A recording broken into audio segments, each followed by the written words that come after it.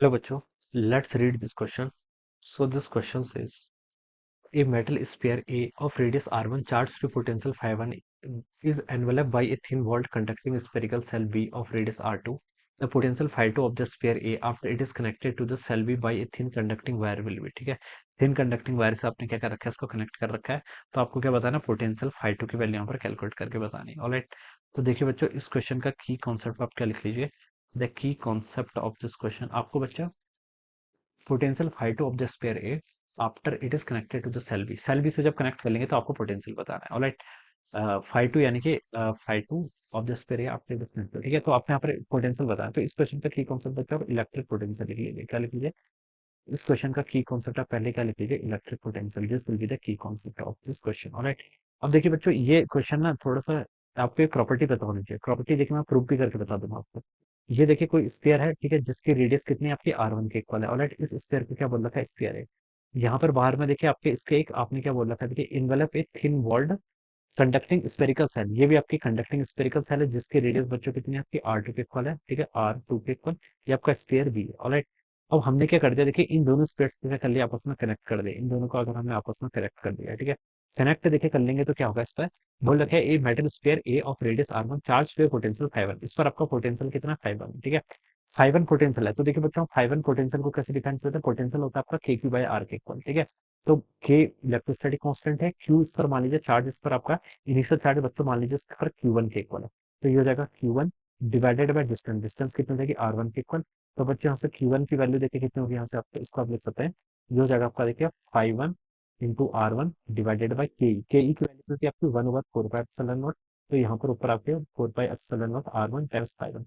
तो बच्चे ये तो आपने क्या कर लिया, चार्ज कैलकुलेट कर लिया। ठीक है, इतना चार्ज आपके इनर वाले स्फीयर पर था जिसके कारण इसका पोटेंशियल कितना था, 5 था। ये बता दिया। ऑलराइट, अब बोल रखा है कि it is now enveloped by a thin walled conducting spherical shell B of radius r2। ठीक है, जिसकी रेडियस कितनी, r2 के इक्वल है। इस पर आपका कोई चार्ज नहीं है। ठीक है, इस पर आपका कोई चार्ज नहीं है, ऐसा क्वेश्चन में मेंशन है। अगर क्वेश्चन में दिया होता चार्ज तो अभी हम ये अज्यूम करेंगे कि इस पर आपका कोई चार्ज नहीं है। ठीक है, then potential phi2 of the sphere A after it is connected to the shell B by thin non conducting thin conducting wire. ठीक है, कंडक्टिंग वायर से बच्चों अगर हम कर लेते हैं कनेक्ट, तो देखिए इसमें क्या होगा फिर, अंदर वाले पे तो आपका चार्ज है Q1, आउटसाइड वाले पे कोई चार्ज नहीं है।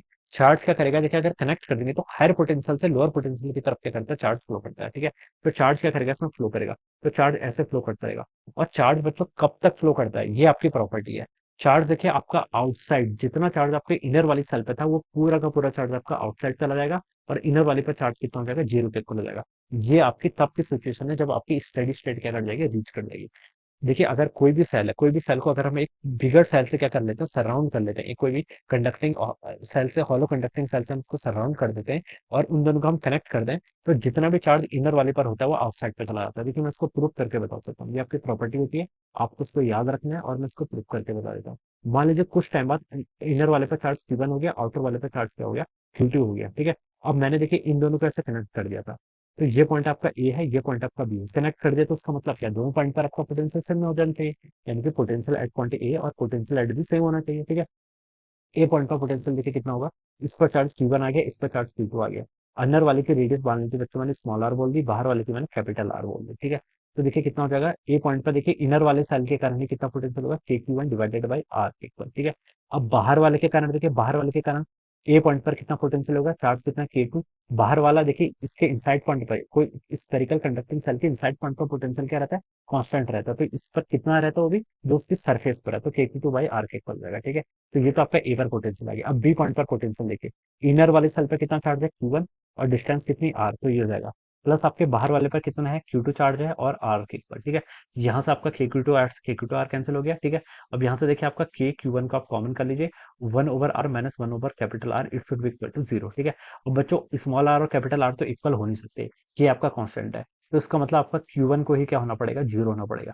Q1 अगर जीरो हो जाएगा इसका मतलब इनर वाली सेल पे चार्ज जीरो, जितना भी चार्ज हो बाहर वाली पे चला जाता है। ठीक है, प्रूफ भी कर दिया और ये प्रॉपर्टी आपको याद भी रखनी है। ऑलराइट, तो आपके देखिए अब क्या हो जाएगा, अब जो सिचुएशन आएगी, अंदर वाली सेल पे देखिए आपका यहाँ पर टोटल चार्ज कितना हो जाएगा, Q1 मान लीजिए जीरो के इक्वल, और जितना भी चार्ज था, ठीक है, सॉरी अब जो नया चार्ज आएगा बच्चों, इस पर आपका चार्ज 0 के इक्वल है, Q1 नहीं बोलते हैं इसको, ठीक है, क्योंकि Q1 तो आपका बाहर वाले पे आ जाएगा। टोटल चार्ज बच्चों अब बाहर वाले पर आ गया, इनर वाले पर आपका चार्ज कितना होगा, 0 के इक्वल, ठीक है। टोटल चार्ज आपका बाहर वाले पर आ गया, तो अब देखिए इससे पोटेंशियल फाइंड आउट कर लिए, पोटेंशियल तब कितना हो जाएगा आपका φ2 के इक्वल, ठीक है।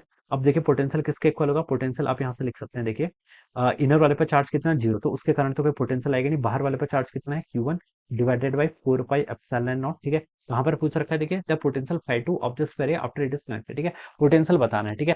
तो देखिए हर पॉइंट पर पोटेंशियल सेम ही रहेगा, ठीक है, और कितना होगा, देखिए इनसाइड और सरफेस पर पोटेंशियल सेम रहता है, क्योंकि ये आपका एक क्या है, कंडक्टिंग सेल है, तो कितना होगा आपका R2 के इक्वल, ऑलराइट, ये लिख लेंगे। अब बच्चों Q1 की वैल्यू आप यहाँ से पुट कर लीजिए, देखिए आपने कैलकुलेट कर रखा है, तो यहाँ से आपका 4 pi epsilon not R1 times Q divided by कितना हो जाएगा आपका 4 pi epsilon not R2 time, alright. 4 pi epsilon not से 4 पाई एप्सिलॉन नॉट कैंसिल, ये हो जाएगा आपका ये आपका 5 1 है, सॉरी Q नहीं है, ठीक है, ये आपका 5 1 है, ऑलराइट। ये आपका कितना 5 1 के इक्वल था, तो यहाँ से हो जाएगा देखिए आपका 5 1 टाइम्स कितना आपका R1 डिवाइडेड बाय R2, ठीक है, ये आपका आंसर हो जाएगा। This should be the potential.